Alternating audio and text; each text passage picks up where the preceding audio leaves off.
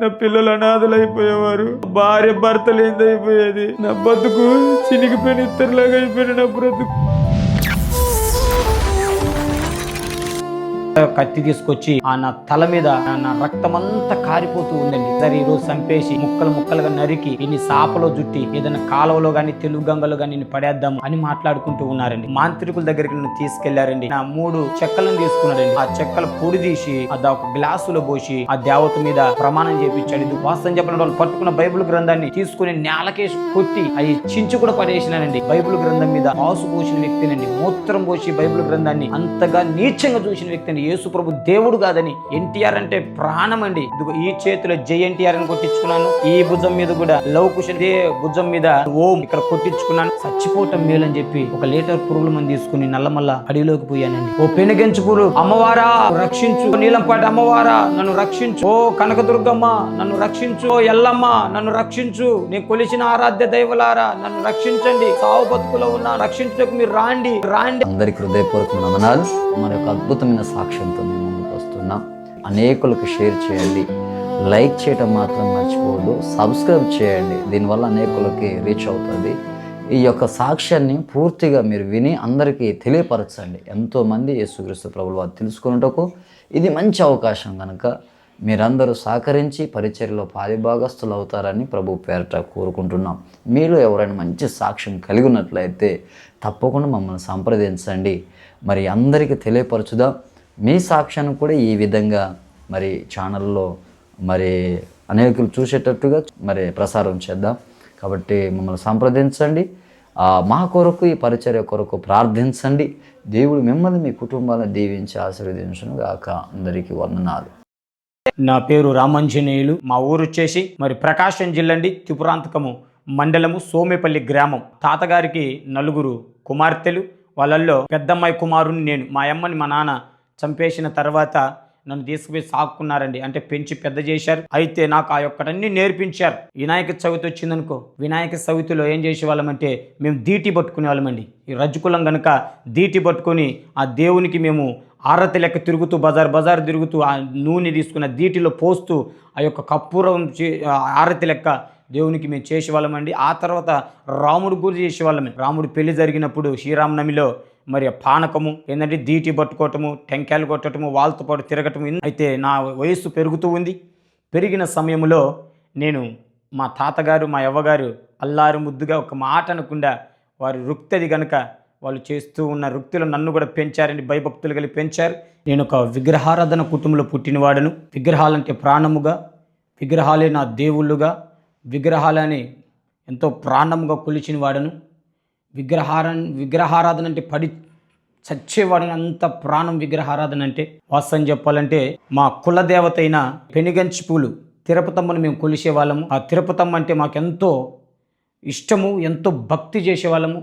మా పితరులు ప్రతి ఒక్కళ్ళు కూడా ఆ తిరుపతమ్మని కులదేవతగా మా ఇంట్లో ఆరాధిస్తూ ఆ పెనుగంచిపూలు తిరణాలు జరిగినప్పుడు ఆ కొన్ని దినములు అక్కడికి వెళ్ళి ఎంతో భక్తిగా, ఎంతో నిష్టగా, ఎంతో మరి చేస్తూ ఉండేవాళ్ళం. అలాంటి నిష్టలో పుట్టిన వ్యక్తిని నేను. నిజంగానే పెనుగంచిపూలు వెళ్ళినప్పుడు అక్కడ ఆ ప్రభల దగ్గర ఆ యొక్క తిరుపతమ్మ గురించి వేస్తూ ఉన్నప్పుడు, ఆ చూస్తూ ఉన్నప్పుడు నిజంగా ఈ దేవత ఎంతగాగా మా కొరకు ఇలా ప్రయాసపడుతుందని చెప్పి ఆలోచన చేసేవాడిని. అయితే తిరుపతమ్మే కాదు, దేవతలను బడిన దేవుళ్ళందరినీ ఆరాధించే వాళ్ళం మేము. ఆ దేవుళ్ళంటే చాలా ప్రాణంగాను ఇష్టముగాను చేసే వ్యక్తులం. అయితే నా పితరులు మరి ఆ విధంగా చేస్తూ నాకు నేర్పించారండి. నేను కూడా చేసేవాడిని.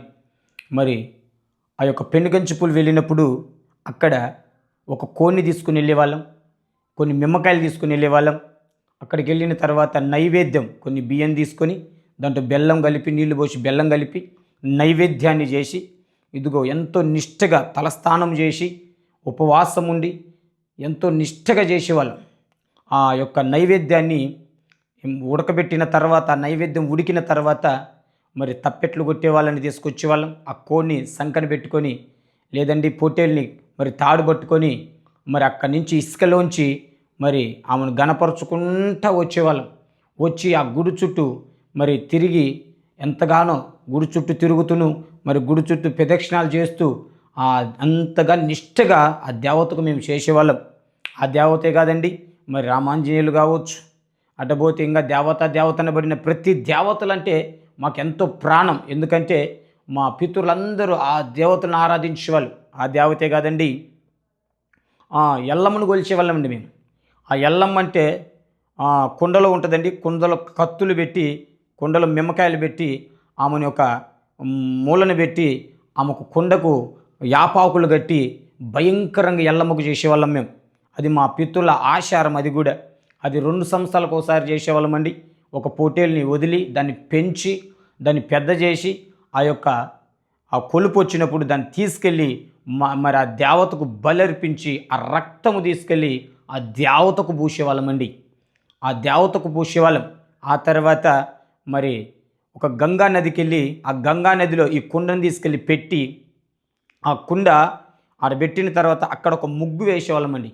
ముగ్గేసి ఆ ముగ్గు మీద ఏదైనా కొన్ని మరి దేవతకు సంబంధించిన ఆ ముగ్గులను వేసిన తర్వాత దాని మీద ఒక చోట మరి కొన్ని కుండలు, ఇంకో చాట ఇంకొక కుండ, ఇంకో చాట ఇంకొక కుండ పెట్టి ఏంటంటే దాని చుట్టూ ఒక దారం కట్టి ఆ విధంగా చేస్తూ యాపాకులు కట్టి ఏమంటే టెంగంగా ఆ యొక్క దేవతను ఆ యొక్క నీళ్ళలోంచి, అంటే గంగా నీళ్ళలోంచి బయటికి తీసుకురావడానికి ఏమంటే పోటీలను మరి కోసేవాళ్ళం.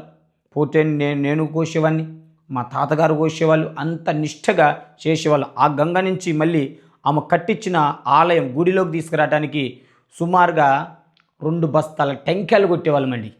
తర్వాత మిమ్మకాయలు కోసి 2 బస్తాలు మిమ్మకాయలు ఎనికి ఇసిరేసేవాళ్ళం. ఆ ఎత్తుకున్న వ్యక్తి ఊగుతూ ఉండేవాడు.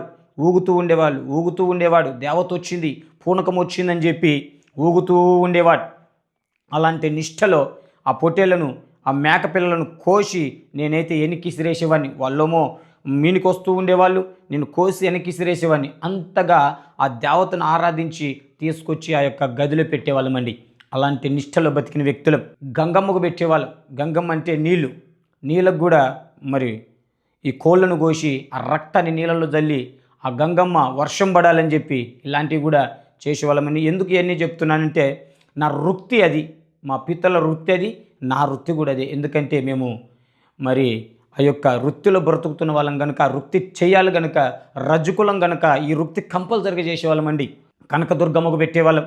కనకదుర్గమ్మకు పెట్టినప్పుడు ఎలా ఉంటుందంటే ఆ కుండలు తీసుకెళ్ళి ఆ యొక్క బొమ్మను తయారు చేసి ఆ కుండలో పెట్టి ఆ బావిలోకి తీసుకెళ్ళి ఆ బావిలో పెట్టి ఆ బావిలో ఆమెను ఉంచి గంపతో కప్పి ఆ విగ్రహం బొమ్మను, చెక్కతో చేసిన బొమ్మను విగ్రహంతో కప్పి ఆ తర్వాత వెళ్ళి చుట్టూ భయంకరంగా కోళ్ళను కోసి అక్కడంతా రక్తపాతంగా చేసి ఆ తర్వాత ఒక వ్యక్తి మరి మా ఊర్లో ఒక వ్యక్తి ఉండేవాడు. ఆ వ్యక్తి దాన్ని తీసుకుని వస్తున్నప్పుడు నేను మా తాతగారు మరి తాగి ఉండి ఆ కత్తి ఒకటి చేత పట్టుకొని ఊర్లో బజార్ ఆ యొక్క దేవతను తిప్పేవాళ్ళండి వాళ్ళు. మా వృత్తి ప్రకారం మేము ఏం చేసేవాళ్ళం అంటే ఇంటికి ఒక కోడి తీసుకొచ్చి మా చేతికి ఇచ్చి ఉండేవాళ్ళు. వాళ్ళు పట్టుకున్నప్పుడు ఆ కోడి మెడను కోసి ఆ తలకాయ రక్తం ఆ దేవత మీద, అంటే ఆ విగ్రహం బొమ్మ మీద ఆ యొక్కది చల్లిన తర్వాత ఈ తలకాయ సంచిలో వేసుకున్నాను, కోడి ఇసిరేసుకుంటా ఆ రకంగా భయంకరంగా ఊరంతా రక్తంతో, కోళ్ళ రక్తంతో నింపబడేది. అలా బలిచ్చే వాళ్ళము కనకదుర్గమ్మకు. ఇలా చేసేవాళ్ళమండి. ఆ తర్వాత ఆ రక్తము తీసుకున్న అన్నములో రక్తము కలిపి ఆ రక్తాన్ని కలిపిన తర్వాత 4 పొలిమేరల దగ్గరికి తీసుకెళ్ళి ఆడకాత్య 4 పొలిమేరల మధ్య ఆ రక్తపు అన్నం పెట్టి వచ్చేవాళ్ళం. ఎందుకంటే దేవత శాంతి పడుతుందని, దేవత ఆశీర్వదిస్తుందని, దేవత ఎటువంటి శాపం తీసుకురాకుంటుందని అంత నిష్టగా చేసేవాళ్ళమండి. భయంకరమైన విగ్రహారాధన అంటే అంత పిచ్చి విగ్రహారాధన అంటే ఎల్లప్పుడూ అలా చేసి. అలాగేనండి అడుగోపల అమ్మవారికి కూడా చేసేవాళ్ళమండి మేము. అడుగోపల అమ్మవారికి కూడా చేసేవాళ్ళం. వెళ్ళి అక్కడ ఏం చేసేవాళ్ళంటే పొట్టేలుని నరికి దాని చుట్టూ తిరిగిన తర్వాత దాన్ని వండుకొని తిని అక్కడే సారాయి దాగి అక్కడే కొట్టుకొని అక్కడ అన్నీ చేసి మళ్ళీ యథాప్రకారం ఇంటికి వచ్చి దేవతలను ఆరాధిస్తూ ఉండేవాళ్ళు. దేవతలు అంటే ఎంతో ప్రాణం, నాకు ఎంతో ఇష్టము. అస్సలు వాళ్ళని ఒక్క మాట అనగానే పడేవని కాదు, వాళ్ళని ఒక్క మాటను ఒప్పుకొని అసలు. ఎందుకంటే మరి పితరుల కాంచి వస్తున్న దేవతలు కనుక వారిని అంతగా నేను ఇష్టపడేవాడినండి. అయితే మరి నేను కూడా భయంకరమైన అదే విగ్రహారాధనలో చేస్తూ ఆ దేవతను ఇష్టంగా కొలుస్తూ ఉండేవాళ్ళమండి మా ఇంట్లో. అయితే నేను చిన్నప్పటాంచి అంటే నాకు 15-16 సంవత్సరాల్లో నాకు డ్యాన్స్ అంటే చాలా ఇష్టమండి. ఎంత ఇష్టమంటే అంత ప్రాణం. డ్యాన్సు నిమిత్తం నేనేం చేసేవాడిని అంటే ఆ పాటలు నేర్చుకోటకు సినిమాకు 30 సార్లు, 40 సార్లు, 15 సార్లు, 10 సార్లు అట్లా ఆ సినిమాకి వెళ్ళి ఆ పాటల నిమిత్తమే నేను డ్యాన్స్ నేర్చుకోవటానికి పాటల కొరకు చూసేవాడినండి. అంతగా డ్యాన్స్ అంటే ఇష్టం, అంతగా సినిమాలు అంటే ఇష్టం, అంతగా హీరోలు అంటే చాలా ఇష్టం. వీళ్ళు నాకు అసలు ఎంత ఇష్టం అంటే ఎన్టీఆర్ అంటే ప్రాణం అండి. ఎన్టీఆర్ స్టెప్పులు బాగా వేస్తాడని, ఎన్టీఆర్ కౌంటర్ బాగా ఇస్తాడని, ఎన్టీఆర్ డైలాగులు బాగా చదువుతాడని భలే ఇష్టపడేవాడిని. అందుకే ఎన్టీఆర్ అంటే ఇష్టమయ్యే ఇదిగో ఈ చేతిలో జై ఎన్టీఆర్ అని కొట్టించుకున్నాను పచ్చబొట్టు, ఈ భుజం మీద కూడా జై లవ్ కుష్ అని పచ్చబొట్టు కొట్టించుకున్నానండి. అలాగే ఇదే భుజం మీద ఒక విగ్రహాలతో బొమ్మను ఓం అనే ఒక దాన్ని కూడా మేము ఇక్కడ కొట్టించుకున్నాను. అంతగా ప్రాణమండి. అలా ఉన్న నా జీవితంలో డ్యాన్స్ అంటే ఇష్టమే, డ్యాన్స్ అంటే ప్రాణమై డ్యాన్సులు వేస్తూ పెళ్ళిళ్ళకి డ్యాన్సులు వేసేవాడిని. ఏంటంటే ఎజ్రాలతో డ్యాన్సులు వేసేవాడిని. ఆ తర్వాత ఎక్కడన్నా మరి వినాయక చవితి వచ్చినప్పుడు వినాయక చవితి రోజు నేను ఏం చేసేవాడిని అంటే ఆ యొక్కటి తీసుకొని తలకు కట్టుకొని ఆ వినాయక చవితి తీసుకొని గుండి ఇక్కడ పెట్టుకొని మరి ఇంకా తాగి ఆ బొమ్మ దగ్గర డ్యాన్స్ చేసేవాడిని. తాగి బొమ్మ దగ్గర డ్యాన్స్ చేస్తూ చాలా ఆ రంగులు చల్లుకుంటూ ఏంటంటే అంతగా సంతోషిస్తూ అంతగా ఉండేవాడిని. ఎందుకంటే ఈ దేవతలు నన్ను ఆశీర్వదిస్తాయని అంత ఇష్టం. అలాంటి జీవితం అండి. అయితే నేను మొట్టమొదటిగా నాకు మందు నేర్పింది ఎవరంటే మా తాతగారే. మా తాత ఎందుకు మందు నేర్పాడంటే, అరే మన ఆరాధ్య దేవుళ్ళని దేవతలకు మన వృత్తి కనుక నువ్వు తాగితేనే ఇటు కొయ్యగలవరా, తాగలేకపోతే కొయ్యలేవు అనేవాడండి. మేము మా వృత్తి ప్రకారము 200 పొట్టేళ్ళు 300 పొట్టేళ్ళు దేవతలకు ఏం చేసేవాళ్ళంటే కోసి ఆ రక్తాన్ని తీసుకెళ్ళి అచ్చుముద్దరులుగా మరి ఆ గోడలకు అద్ది ఆ రక్తాన్ని తీసుకెళ్ళి ఆ దేవత మీద చల్లేవాళ్ళమండి. అలాంటి ఇది చేసేవాళ్ళం. అలా రైతులు మా చేత చేపించేవాళ్ళు. అలా చేస్తూ ఉండేవాడిని. చిన్నగా నా వయసు పెరిగే కొంది 18 సంవత్సరాలు వచ్చినప్పుడు చిన్నగా మరి బీడీలు తాగటం మొదలుపెట్టానండి. మళ్ళీ ఈ బీడీలు తాగుతూ ఉన్నప్పుడు ఆ బీడీలో గంజాయి కొద్దిగా తీసుకొని మరి మా పక్కన వ్యక్తి తాగుతూ ఉంటే భలే ఉంటుందిరా, మత్తుగా ఉంటుందిరా, తాగు బాగుంటుందని చెప్పాడండి. అందుకని ఆ గంజాయి తీసుకొని ఆ గంజాయి బీడీలో పెట్టుకొని దాంట్లో నలిపిన దాంట్లో పెట్టుకొని తీసుకొని ఫస్ట్ బీడీతో గంజాయి మొదలుపెట్టానండి. తాగినప్పుడు కొంచెం మత్తుగా ఉంది, చాలా బాగుంది, ఇది చాలా బాగుంది అని చెప్పి ఈసారి బీడీలు కాకుండా సిగరెట్ తెచ్చుకొని సిగరెట్లు ఉన్న ఆ యొక్క పొడంతా కిందికి నలిపి తీసి ఈ గంజాయి తీసుకొని ఆ పొడిలో కలిపి దాన్ని మెత్తగా వేసి బాగా ఇలా అనిన తర్వాత తీసుకుని మళ్ళీ సిగరెట్లోకి ఎక్కించి మళ్ళీ ఆ యొక్క చెట్లలో కూర్చొని మళ్ళీ యథాపకరం గంజాయి తాగుతూ సిగరెట్లో గంజాయి పెట్టుకుని తాగుతూ సంతోషించేవాడినండి. ఇది నా జీవితం. అయితే ఫస్ట్ మా తాతగారు నాకు మందు నేర్పారు. ఆ మందు ఖాతా ఏమైందంటే రోజుకు క్వార్టర్లుగా మారిపోయింది. ప్రతిదినం మందు లేకపోతే ఉండేవాడిని కాదు. రోజుకు క్వార్టర్లుగా మారిపోయింది, 2 క్వార్టర్లుగా మారిపోయింది, 3 క్వార్టర్లుగా మారిపోయింది. రోజుకు మత్తుకు బానిసైపోయాను. ఫుల్ మందు అంటే అంత బానిసైపోయాను. మందుకి ఎంత బానిసయ్యానంటే ఆఖరికి 10 రూపాయల వడ్డీలు, 20 రూపాయల వడ్డీలు, 50 రూపాయల వడ్డీలకు తెచ్చి కూడా తాగి పేకాడే అంత పిచ్చిలో పడిపోయిన వ్యక్తినండి నేను. ఆ మందు లేకపోతే ఉండేవాడిని కాదు. ఉదయకాలము నేను లేయాలా పాసి నోట అంటే ఈ నోటితో ముఖం కూడా కడుక్కోకుండా ఈ నోటితోనే ఆ మందు తాగేవాడినండి. ఆ తాగిన తర్వాత బేస్ చేసేవాడిని. అంతగా ఉండేది నా జీవితం. 24 గంటలు మందులోని కిక్కులో ఉండేవాడిని. అసలు వాస్తవం చెప్పాలంటే మా పెద్దవాళ్ళని బాధ పెట్టేవాడిని. తాగొచ్చి వారిని కొట్టి వారిని హింసించి వాళ్ళని ఎంతగానో దుఃఖపరిచిన వ్యక్తినండి. నన్ను చూస్తే భయపడేవాళ్ళు. నన్ను చూసి భయపడి వాళ్ళు ఏం చేసేవాళ్ళంటే వెళ్ళి పక్కింట్లో దాక్కునేవారు. అంతగా భయపెట్టేవాళ్ళు వాళ్ళను. అలాంటి స్థితి నాది. అయితే వారిని చాలా హింసించేవాడిని. నువ్వు డబ్బులు ఇస్తావా, ఇవ్వకపోతే చూడు అని చెప్పి తీసుకెళ్ళి మందు తాగేవాడినండి. వాళ్ళు దాచిపెట్టుకున్న డబ్బులు బీరువాళ్ళు తీసి మందు తాగేవాడిని. అట్ట మందుకు చాలా బానిస అయిపోయిన వ్యక్తిని నేను. ఆ మందు కూడా నాటు సారాయి, బీరు, కళ్ళు మొత్తం కలుపుకొని తాగేవాడినండి. కలుపుకొని తాగి కిక్కు ఎక్కి ఊగి కింద పడిపోవాలా. ఒకసారి ఏం జరిగిందంటే పుల్లుగా తాగాను. ఒక ఎడారి ప్రాంతంలో పడిపోయాను. మా ఊరు బయట ఎడారి ప్రాంతంలో పడిపోయి ఏమంటే నీళ్లు లేక నా నోరంతా ఎండిపోయి గొంతు ఎండిపోయి అసలు బయటికి తేలుకోలేకున్నా, స్పృహ లేక మరి చేతులు కదలక అలాగే ఇలాగే ఉండిపోతే ఇంకొక 15 నిమిషాల నుండి చచ్చిపోయేవాడిని. అంటే ఊపిరాడని స్థితిలో అంత తాగేవాడిని. అయితే పక్క వ్యక్తి చూచి మా ఇంటికి వెళ్ళి మా తాతగారికి చెప్పారు, ఇదిగో మీ అబ్బాయి మందు తాగి ఎడారి ప్రాంతంలో పడిపోయి గొంతెండిపోయి సావు బతుకులో ఉన్నాడని చెప్పి వారు చెప్తే, అప్పుడు వారు నన్ను వచ్చి ఆటోలు వేసుకొని ఇంటికి తీసుకొచ్చి నన్ను ఎంతగానో మజ్జిగ దాపి కడిగి నా కాళ్ళు పసుపేసి రుద్ది నన్ను చేసేవాళ్ళు. అట్లా ఒకసారి జరిగింది. ఒకసారి ఏరే పెళ్ళికి వెళ్ళి అక్కడ కూడా ఫుల్లుగా తాగి పడిపోయి గొంతెండిపోయి చచ్చిపోయే సమయంలో ఉన్నప్పుడు కూడా మరి ఏరే వాళ్ళు అలాగే చెప్తే మా తాతోళ్ళు అలాగే వచ్చి వాళ్ళు కూడా నన్ను తీసుకొని ఆ మంచంలో పనుకోబెట్టి ఆ విధంగా వీడు ఎప్పుడు మారుతాడా, వీడి జీవితం ఎప్పుడు మారుతుందా, వీడు ఇలా అయిపోయినాడేంటి, వీళ్ళ అమ్మ లేదు, వీడి నాన్న లేడు, వీడిని పెంచి పెద్ద చేసి వీడు మాకు ఒక ముద్ద అన్నం పెడతాడని మేము ఇంతగా ఆశపడుతూ ఉంటే వీడు మాకు పెట్టేటట్లేడు, వీడు మమ్మల్ని కొడుతూ ఉన్నాడు, మమ్మల్ని బాధ పెడుతూ ఉన్నాడు, మమ్మల్ని తిడుతూ ఉన్నాడని చెప్పి వాళ్ళు ఈ ఆడవని రోజంటూ లేదండి. వీడు తాగుడు మానుకుంటే బాగుండు అని చెప్పి ఆడవని రోజంటూ లేదండి, అంతగా ఏడిచేవాళ్ళు. ఆ తర్వాత ఆ తాగుడు మానుకుటకు వాళ్ళు మాంత్రికుల దగ్గరికి నన్ను తీసుకెళ్లారండి. మా ఊరు పక్కన ఒక పల్లెటూరు ఉండేది. ఆ పల్లెటూరులో మరి ఆయన దగ్గరికి తీసుకెళ్ళిన తర్వాత మరి పోతే ఆయన 3 చెక్కలను తీసుకున్నాడండి. ఆ చెక్కలను నా కళ్ళ ఎదుటే బండకేసి రుద్ది ఆ చెక్కల పొడి తీసి అది ఒక గ్లాసులో పోసి 1 క్వార్టర్ మందుదేమన్నాడండి.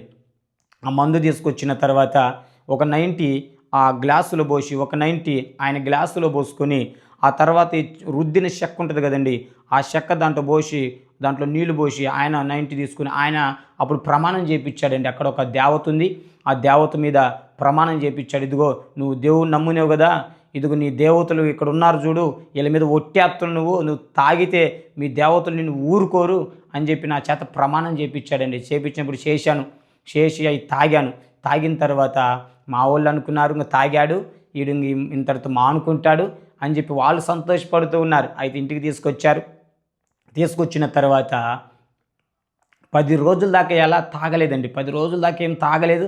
అప్పటికి నరాలు గుంజుతున్నా కానీ అలాగే ఉన్నాను. 10 రోజుల తర్వాత ఏం జరిగిందంటే నాకు తట్టుకోలేక మందు తాకుండా ఉండలేక మళ్ళీ యథాప్రకారం వెళ్ళి క్వార్టర్ తీసుకుని తాగి ఫుల్లుగా తాగి ఇంటికి వచ్చానండి. అంత భయంకరమైన పాపిని నేను, ఇంత ఘోర పాపిని, ఇంతగా మారని వ్యక్తినండి నేను. అసలు ఇలాంటి వ్యక్తిని నేను మారతానని కూడా అనుకోలే. ఎప్పుడు నా జీవితం మారుతుంది, నేను ఇలా ఉంటాను, తాగుంచి విడుదల పొందుకుంటానని కూడా నేను ఎప్పుడు కూడా కళ్ళలో కూడా అనుకోలేదండి. నా బ్రతుకు ఇలాగే సాగిపోద్దేమో, నా బ్రతుకు ఇలాగే అయిపోద్దేమో అని అంత భయంకరంగా ఉన్న వ్యక్తిని, ఇలా ఉన్న వ్యక్తినండి నేను. అయితే అలా మానుకున్నప్పుడు ఇంకొకసారి కూడా మరి ఒక కొండ మీద ఒక మాంత్రికుడు ఉన్నాడు, పోదనరా అక్కడ ఆయన నిమ్మకాయలు మంత్రించి ఇస్తే ఈ తాగుడు మానిపోద్దంట అంటే తీసుకెళ్లారండి. 10 కిలోమీటర్ కొండ మీద నడిచిపోయాము. బొన్నులు అక్కడికి నడిచిపోయిన తర్వాత ఆయన మరి నిమ్మకాయలు మంత్రించి తీసుకెళ్ళి ఒక రోజు ఒక నిమ్మకాయ నీళ్ళలో కలుపుకొని తాగు, నువ్వు సారాయి మానుకుంటావు అని చెప్పాడండి. అలాగే తీసుకొచ్చుకున్నాను, రోజు కలుపుకొని తాగటం మొదలుపెట్టాను. కానీ ఆ నిమ్మకాయలు అయిపోయినాయి, అన్నీ అయిపోయినాయి, కానీ నా తాగు నుంచి నాకు విడుదల రాలేదండి. అంతగా బానిసై నేను అంతగా లోకంలో పడిపోయిన వ్యక్తిని, అంత భయంకరమైన స్థితిలో ఉన్న వ్యక్తిని. అయితే వాళ్ళు అనుకున్నారు ఈయన ఎట్టైనా సరే మార్చాలని. మా ఊర్లో మరి ఒక పూజారి ఉన్నాడండి. ఆ పూజారి దగ్గరికి తీసుకెళ్తే ఆమె అన్నది, ఇదిగో ఆ పూజారమ్మ అన్నది, ఇదిగో నేను ఇప్పుడు నీకు కొన్ని ఇస్తున్నాను, ఇప్పుడు ఈడ దేవత దగ్గర పెట్టి నీకు ఇస్తున్నాను, ఈ తీసుకెళ్ళిన తర్వాత నీళ్ళలో కలుపుకొని తాగు, నువ్వు కంపల్సరిగా మారుతావు అని చెప్పిందండి. అప్పుడు మా వాళ్ళు అన్నారు, ఇదిగో వాడు కనుక తాగు నుంచి మారితే నీకు 2 పొట్టేలను కోస్తా అని చెప్పి వాళ్ళు ఆ దేవతలకు ఒక తీర్మానం చేసుకొని వచ్చి ఉన్నారు. కానీ మళ్ళీ యథాప్రకారమే కరెక్ట్గా 5 రోజులు ఉన్నాను, మళ్ళీ తాగటం మొదలుపెట్టాను. ఇలా నా తాగుల్లో నేను బానిసైపోయి ఊర్లో పడిపోతూ ఊర్లో చెడ్డ పేరు తెచ్చుకున్న దౌర్భాగ్యుడని. ఊర్లో మంచి పేరంటూ నాకు లేదు. మా ఊర్లో తాగుబోతుడు ఎవర్రంటే పలాని రామాంజనేయులు నేనేనండి. భయంకరమైన తాగుబోతుని. ప్రతి నోట వాడు తాగుబోతుడు, ప్రతి నోట వాడు పనికిరాడు, ప్రతి నోట వాడు ఇంక ఎన్నడూ మారడు అని చెప్పి అందరూ నన్ను చూసినప్పుడల్లా వీడు బ్రతికేస్తారా, వీడు బతుకు కంటే చచ్చిపోవటం మేలు, వీడు తాగులో వీడు చచ్చిపోతాడు, వీడు కిడ్నీలు చెడిపోతాయి, వీడి జీవితం అయిపోద్ది, యవ్వన కాలంలో వీడు యానోదిటి పడి దేని కింద పడి చచ్చిపోతారని చెప్పి ఊర్లో వాళ్ళందరూ నన్ను ఎంతగానో కించపరిచి, ఎంతగానో తాగుడు నుంచి విడుదల పొందుకోలేడని ఎంతగానో అవమానపరిచేవాళ్ళండి. అయినా కానీ నా సిగ్గు వచ్చేది కాదు. తాగుడు 24 గంటలు తాగుడు, అంత భయంకరమైన తాగులో ఉన్న వ్యక్తిని. ఆ తర్వాత మా యొక్క తాత అనుకున్నారు ఇది పెళ్లి చేస్తే మారిపోతాడేమని చెప్పి వెళ్ళి మా యొక్క రిలేటివ్ అంటే మా సొంత బంధువులలోనే వెళ్ళి పెళ్లి చూశారండి. పెళ్లి చేశారు. ఆ అమ్మాయి మరి నచ్చింది, మా అమ్మకు నేను నచ్చాను. సరే పెళ్లి జరిగిన తర్వాత మరి ఈ తాగుడు అనేది ఏం చేశారంటే దాచిపెట్టారండి. తాగడు అని చెప్పి దాచిపెట్టారు. కరెక్ట్గా 2 నెలలు ఉన్నాను. ఆ తర్వాత టార్చర్ పెట్టడం మొదలుపెట్టానండి. మళ్ళీ యథాప్రకారం తాగటం, ఇంటికి రావటం, ఆమెను కొట్టడం, భయంకరంగా కొట్టేవాడిని అండి. భయంకరంగా వాకిలు వేసేవాడిని, భయంకరంగా కొట్టేవాడిని. చేతులు ఏదుంటే అది తీసుకొని కొట్టేవాడిని. ఆమె తట్టుకోలేక పక్కోళ్ళ ఇంట్లోకి పరిగెత్తుకొని వెళ్ళిపోయేది. అంత భయంకరంగా కొట్టిన వ్యక్తిని. అలాగే ఇదిగో మరి డ్యాన్సులు వేయటానికి పోయినప్పుడు కూడా అక్కడ తాగి వచ్చి ఆమెను అంతగా భయంకరంగా కొట్టేవాని. అంత భయంకరంగా కొడుతున్నప్పుడు కూడా సరేలని చెప్పి అలాగే కాపురం చేయటం మానలేదండి. అలాగే ఉంటూ ఉంది. ఆ తర్వాత ఒకరోజు మరి వినాయక చవితి జరుగుతూ ఉంది. ఆ రోజు ఫుల్లుగా తాగి మా స్నేహితులు అన్నారు, అంజీ నువ్వు వెళ్ళి ఇదిగో చీర కట్టుకొని అమ్మాయి లెక్క నువ్వు డ్యాన్స్ చేస్తే నీకు డబ్బులు బాగా గుచ్చుతారు, ఆ డబ్బులు పెట్టి మనం సారా తాగొచ్చు ఉదయకాలమున అని చెప్పి అన్నారండి. నేను ఇంటికి వెళ్ళాను. మా భార్య పనుకొని ఉంది. 1 గంట సమయం అయి ఉంటుంది. ఊరేగింపు జరుగుతుంది. అప్పుడు వినాయక చవితి ఊరేగింపు జరుగుతుందండి.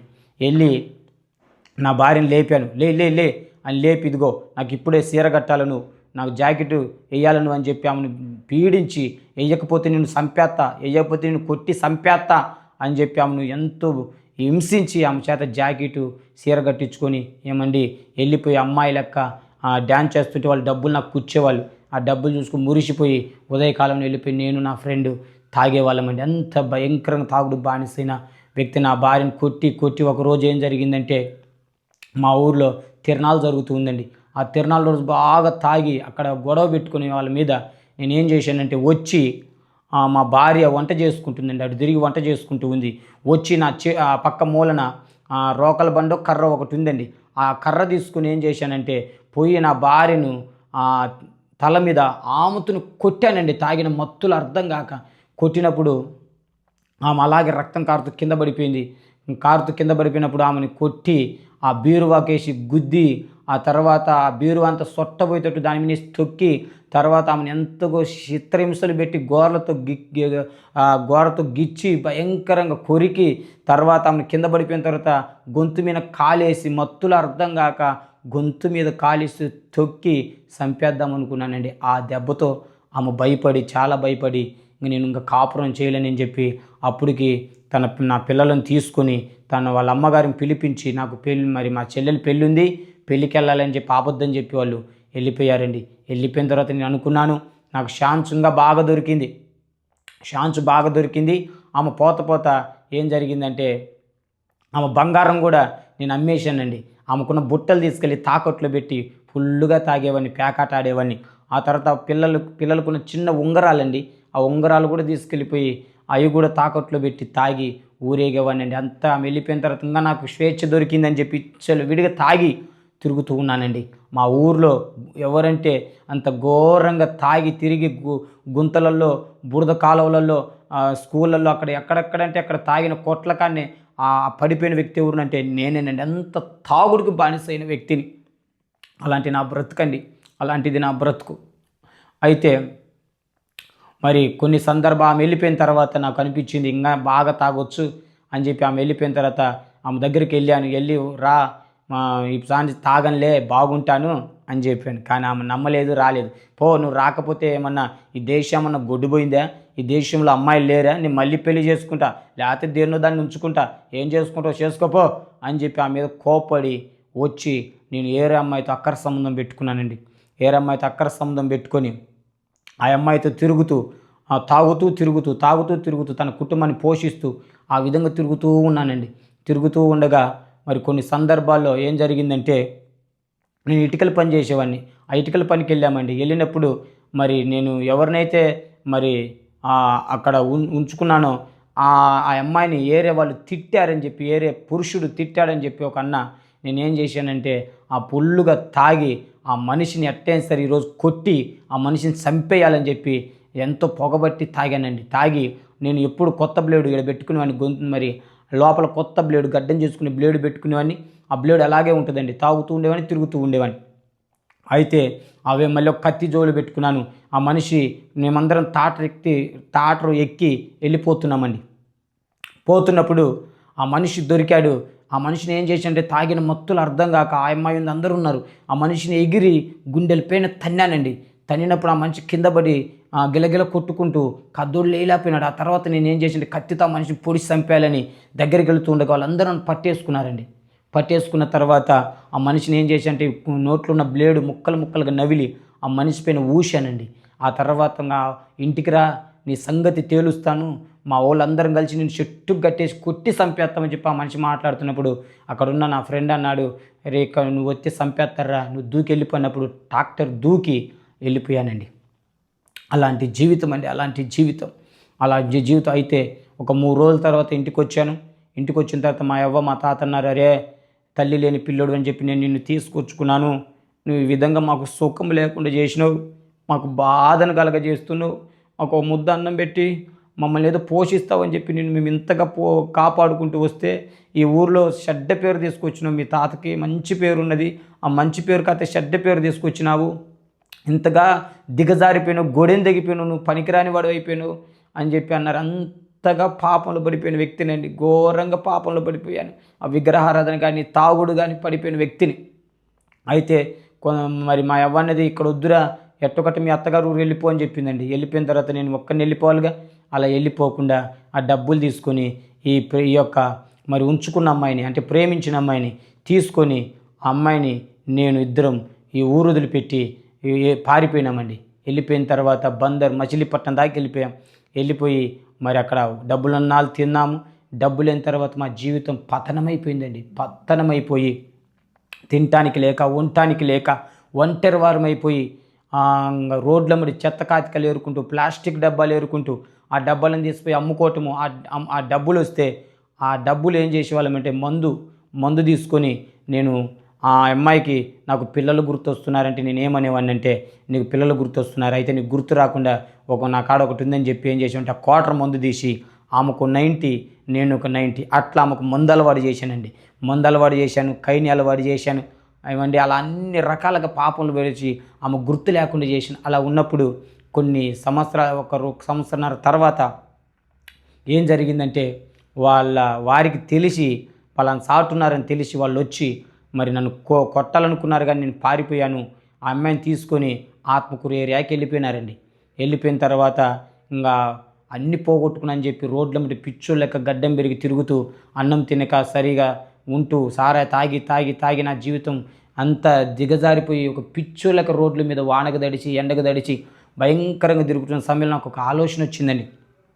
ఏది ఏమైనా ఆ అమ్మాయిని చంపేసి నేను కూడా చచ్చిపోతే బాగుంటుంది అని చెప్పి వెళ్ళానండి. వెళ్ళి అమ్మాయిని దేవులాటం మొదలుపెట్టాను. తాగిన మత్తులు వెళ్ళాను, దేవులాటం మొదలుపెట్టాను. ఆ అమ్మాయి నా కోసం మళ్ళీ ఈ ఏరియాకి వచ్చింది, నేను అమ్మాయి కోసం ఆ ఏరియాకి పోయినాను.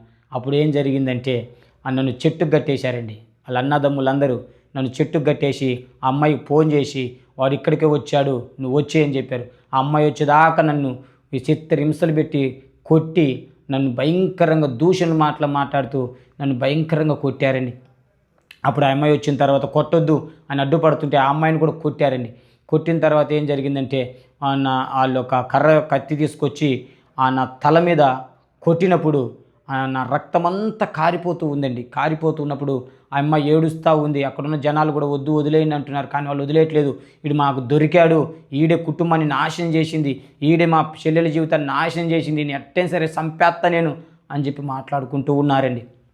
అలా మాట్లాడుకుంటూ ఉండగా వాళ్ళల్లో ఒక అన్న మాట్లాడుతూ ఉన్నాడు, ఇన్ని ఎట్లయినా సరే ఈరోజు చంపేసి ముక్కలు ముక్కలుగా నరికి ఇన్ని సాపలో జుట్టి ఏదైనా కాలువలో కానీ తెలుగు గంగలో కానీ ఇన్ని పడేద్దాము అని మాట్లాడుకుంటూ ఉన్నారండి. అయితే వాళ్ళమ్మ దేవుణ్ణి నమ్ముకుందండి, యేసుక్రీస్తు ప్రభుని నమ్ముకున్న వాళ్ళమ్మ ఏం చెప్పిందంటే, వద్దయ్య నరహత్య చేయకూడదు అని చెప్పిందండి.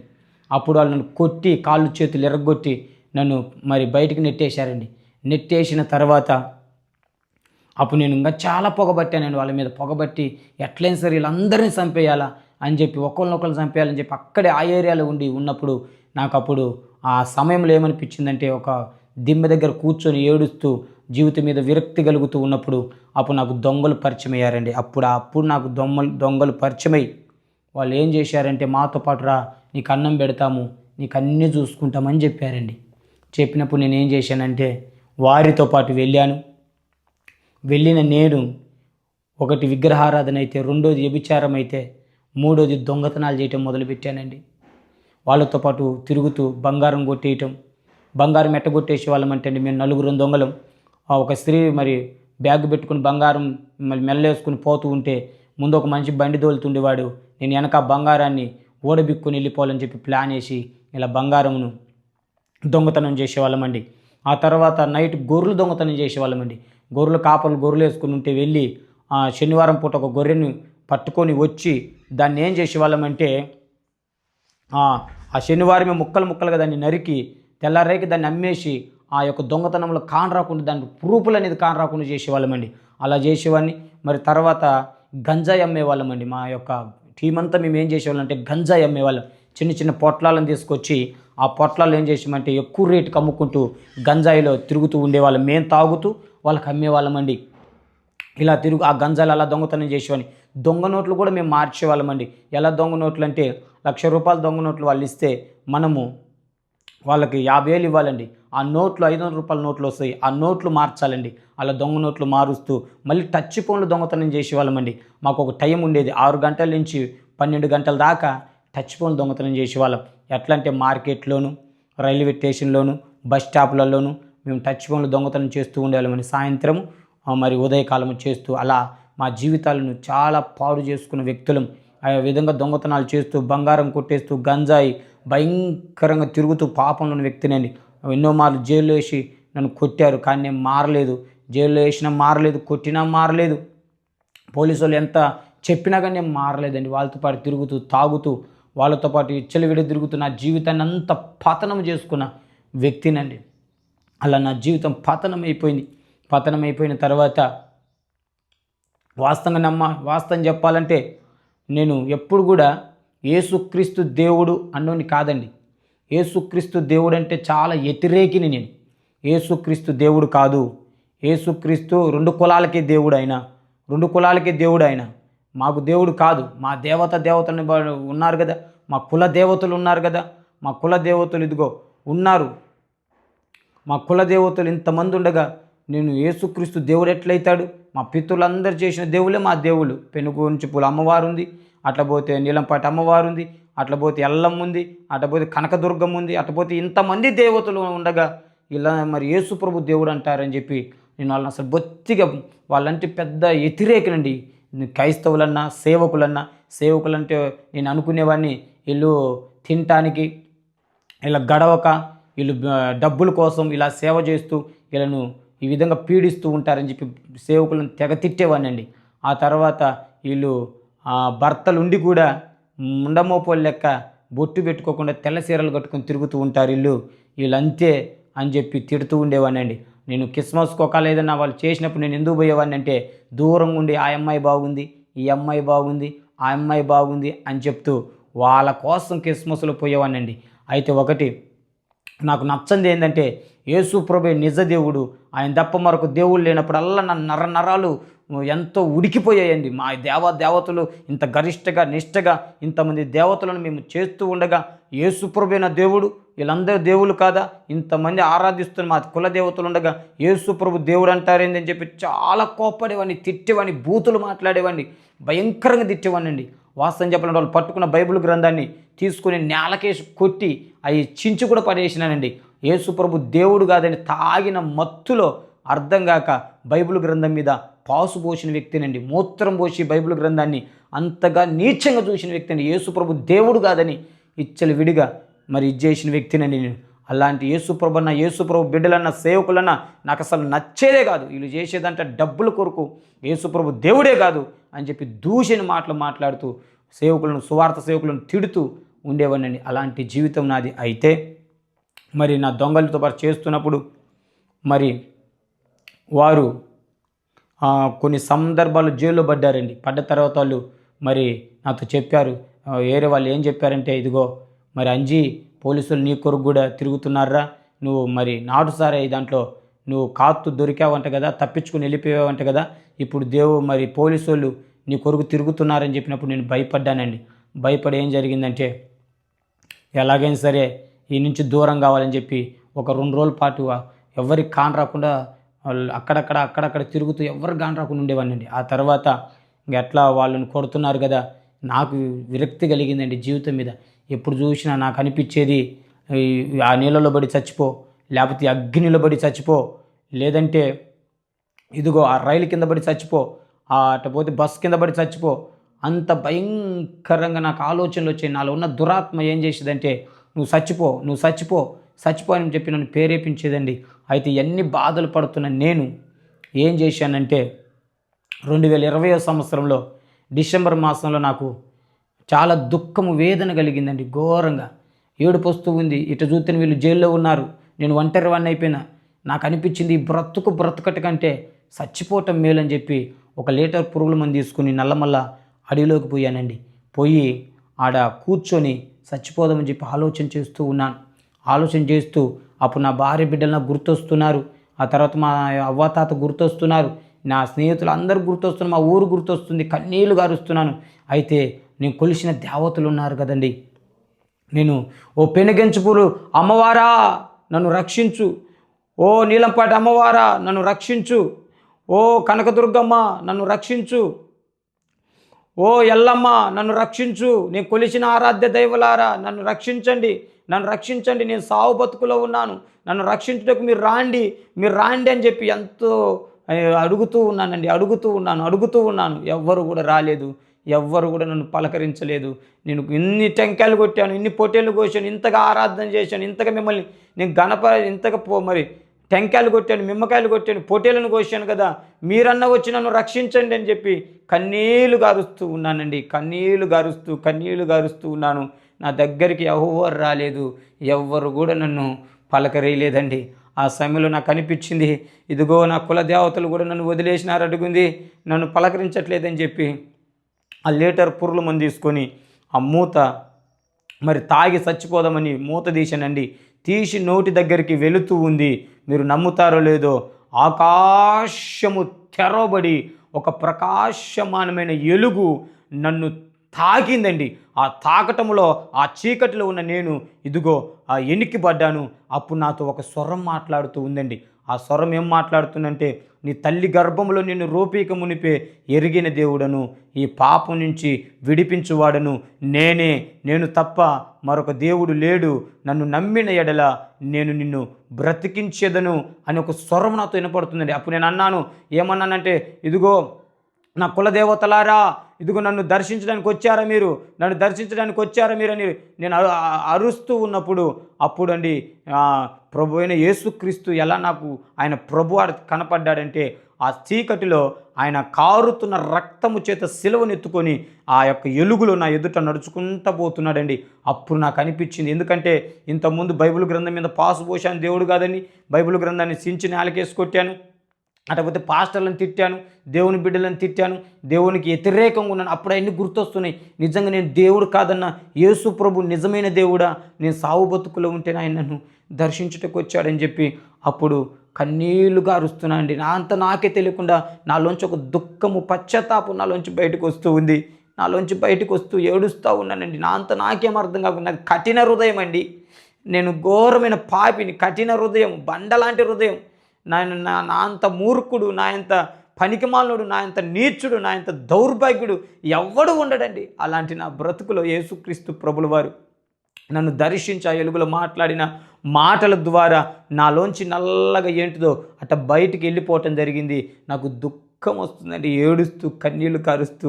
అప్పుడు నేను అడుగుతున్నాను, నేను ఇంతగా నేను దూషించాను కదా, ఇంతగా నేను తునీకరించాను కదా, ఎందుకు నా పైన ఇంత ప్రేమ చూపావు?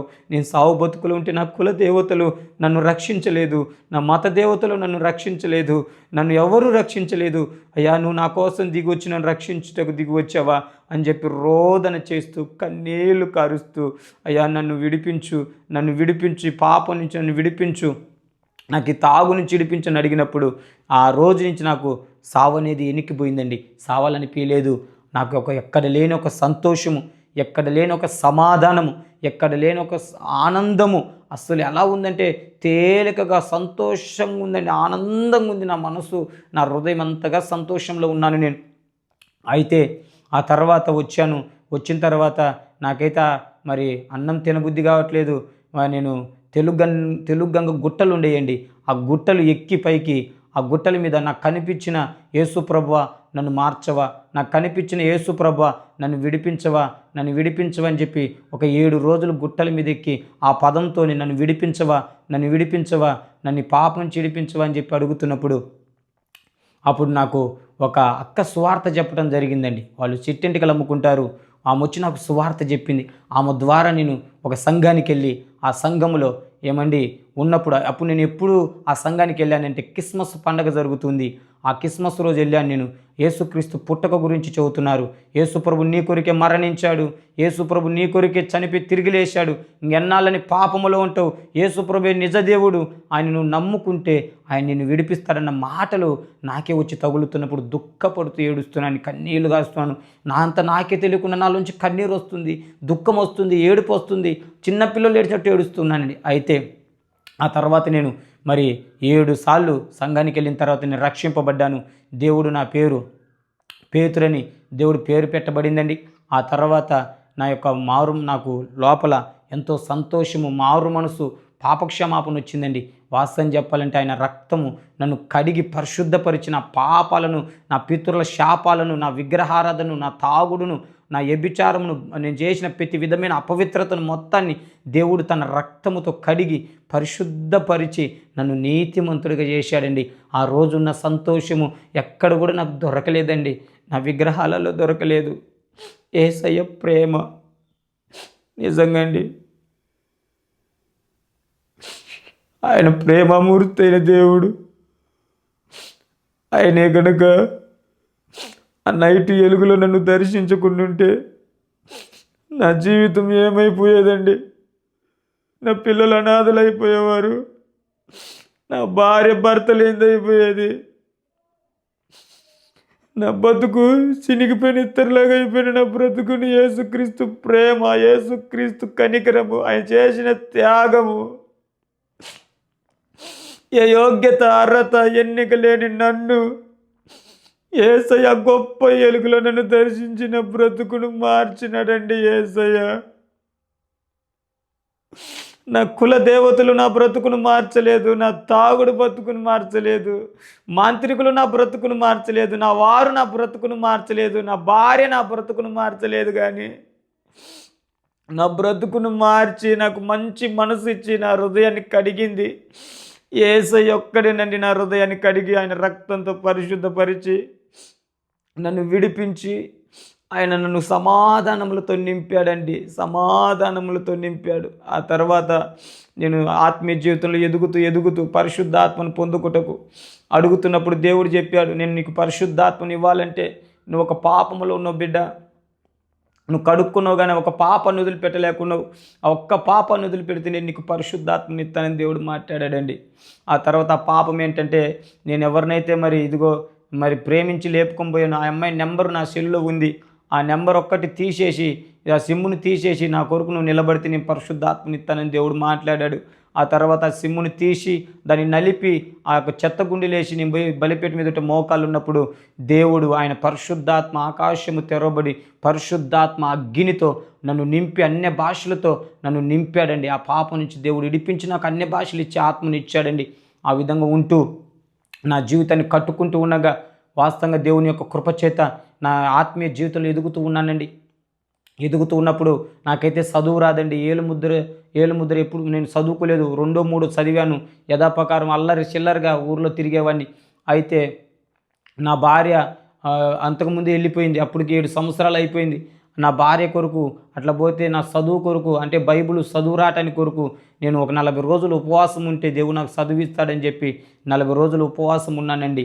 ఉపవాసం ఉండి ప్రార్థన చేసుకుంటూ ఉన్నప్పుడు నేను ఏడుస్తూ ఉన్నాను.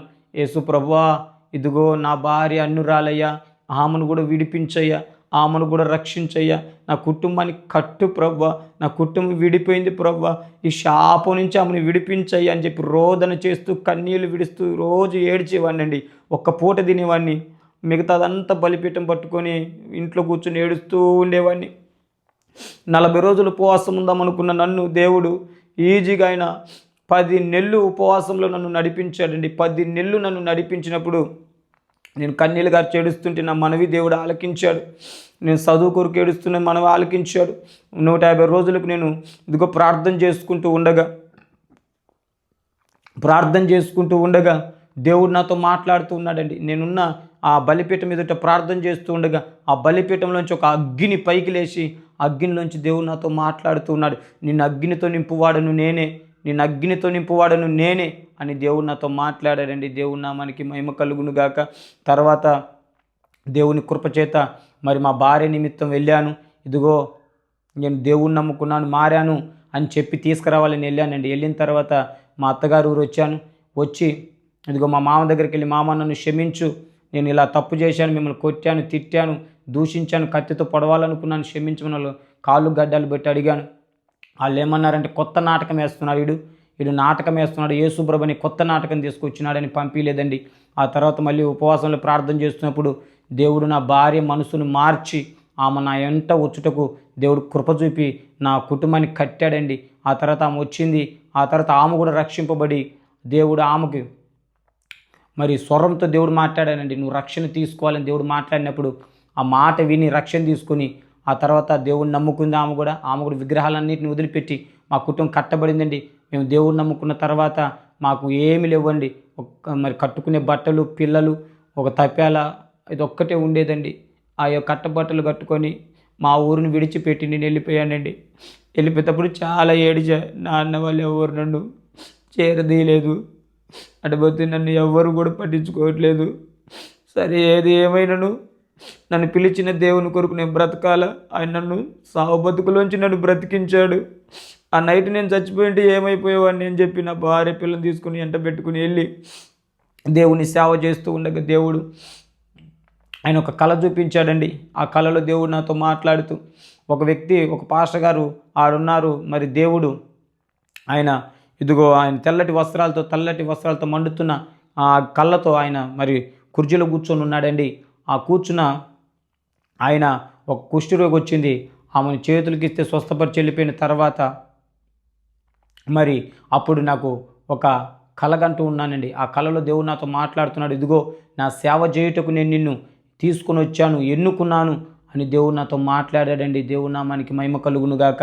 ఎన్నో మార్లు తన హస్తము, దేవుని హస్తము మరి ఆకాశం నుంచి వచ్చి నన్ను కింద పడేటప్పుడు కూడా పట్టుకోవడం కూడా జరిగిందండి. అలాగా నా దేవుడు గొప్ప కార్యాలు చేస్తూ నన్ను 2022లో దేవుడు నన్ను సేవకు పిలిచి యెషయా గ్రంథము 44 మరి 1, 2, 3 వచనాలతో పాటు నా దేవుడు నాతో మాట్లాడాడండి. నా సేవకుడువైన యాకోబు, నేను ఏర్పరచుకున్న ఇజ్రాయేలు, ఇనుము నీ తల్లి గర్భంలో నిన్ను ఎన్నుకున్న మాటలతో మరి దేవుడు ఆ బలిపీఠం ఎదుట మరి అగ్ని కనుమలు రాలుతూ తెల్లగా బలిపీఠం అంతా మరి మార్చబడి అక్కడ దేవుడు నాతో మాట్లాడండి. ఆ అక్షరాలు వచ్చి నాకు తగిలి గోడ మీద వెళ్ళిపోతూ అలా మాట్లాడినప్పుడు దేవుని సమర్పించుకున్నాను సువార్త చేయుటకు. ఆ తర్వాత చిన్నగా మరి నేను ఉన్న ప్రాంతంలో చుట్టుపక్కల ఏరియాలండి, నంద్యాల, అటుపోతే కర్నూలు, ఇటు పోతే మరి ఆత్మకూరు, ఇవన్నీ రాత్రింబగుళ్ళు నేను కొంతమంది కొంతమంది కలిసి సువార్తలు చేసేవాళ్ళమండి. సువార్తలు చేస్తూ అనేక పత్రికలు పంచుతూ దేవుని ఆత్మను రక్షించాలని వెళ్ళినప్పుడు మాకు ఎన్నో ఆటంకాలు, ఎన్నో బాధలు. కొంతమంది అయితే గడ్డ పలుగు తీసుకుని వచ్చి ఇదిగో నా యొక్క గుండెల్లో పొడవాలని చూశారని కరువు పని చేసేటప్పుడు పత్రికలు ఎత్తుంటే మత మార్పిడి చేస్తున్నావా అని, కొంతమంది అయితే గొడ్డలు తీసుకుని నరకటానికి వచ్చారు, మత మార్పిడి చేస్తూ ఉన్నావా, కొంతమంది అయితే దూషించేవాళ్ళు, తునీకరించేవాళ్ళు, ఈ కులంలోంచి ఆ కులంలోకి పోయినావు అని చెప్పి మొఖాన్ని ఊసేవాళ్ళండి. అయినా కానీ పట్టించుకోకుండా దేవుని ప్రేమను గుర్తు చేసుకుంటూ, ఆయన శిలువ త్యాగాన్ని గుర్తు చేసుకుంటూ, ఆయన సువార్తను చేస్తూ ఉండగా దేవుని మహాకృప చేత ఒక దినమున ప్రార్థన చేసుకుంటూ ఉన్నానండి. ప్రార్థన చేసుకుంటున్నప్పుడు 12 గంటల సమయంలో నా యొక్క దర్శనంలో నేను మోకాళ్ళ నుండి ప్రార్థన చేస్తున్నప్పుడు మరి ఆ యొక్క ప్రాంతమంతా తెల్లగా మార్చబడి అగ్ని కణములు రాలుతూ మరొక దైవజనుడు నా దగ్గరకు వచ్చాడండి. నా దర్శనంలో వచ్చి ఆయన నా చేయబట్టుకొని ఎడారి ప్రాంతాలకు నన్ను తీసుకెళ్ళి ఆయన ఎదుట నన్ను నిలబెట్టినాడు. నేను ఆయన ఎదుట నిలబడి ఉన్నాను. ఆయన ఒక బ్యాగ్ తగిలించుకున్నాడు, సువార్త బ్యాగ్.